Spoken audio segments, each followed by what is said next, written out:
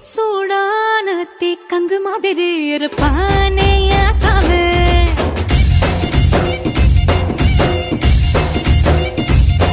லேசான பூம்பஞ்சு மாதிரி பச்சை புள்ள சாமி.